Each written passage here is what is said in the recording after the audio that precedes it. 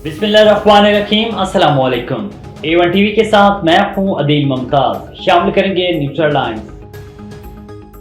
फौज में बगावत की कोशिश करने वाले अब मुज़ाकरात मांग रहे हैं। पहले इनकार करने वाले अब कह रहे हैं कि दरवाजे बंद नहीं होते। ख्वाजा आसिफ ने कहा कि जब हुकूमत थी तब साथ बैठने को तैयार नहीं थे। अब मुज़ाकरात होने हैं तो सब स्टेक होल्डर शामिल होंगे। मखसूस नशिस्तें सुन्नी दार कौंसिल की अपील पर समाअत की तारीख तब्दील। दरखास्त अब 8 मई के बजाय 6 मई को सुनी जाएगी। जस्टिस मंसूर अली शाह की सरबराही में 3 रुकनी बेंच समाअत करेगा।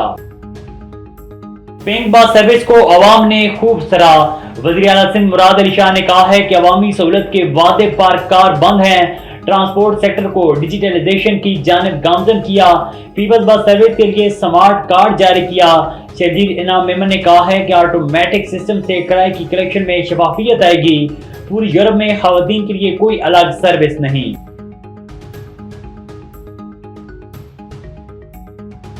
नवाज शरीफ फिर नून लीग की सदारत संभालने को तैयार। मजलिस आमला और जनरल कौंसिल का इजलास 11 मई को तलब। पार्टी सदारत के लिए नवाज शरीफ को नामजद किया जाएगा।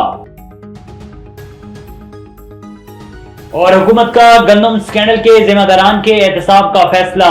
नवाज शरीफ से वज़ीर आज़म की जाती उमरा में मुलाकात मुतवक्के। रिपोर्ट के मुताबिक पंजाब गंदम खरीदारी से मुतल्लिक करेगा। हेडलाइंस आपने जानी A1 टीवी के न्यूज स्टूडियो से। फिल वक्त इतना ही। मजीद खबर और अपडेट्स के लिए देखते रहिए A1 टीवी। A1 टीवी, सब पे नजर, अंदर की खबर।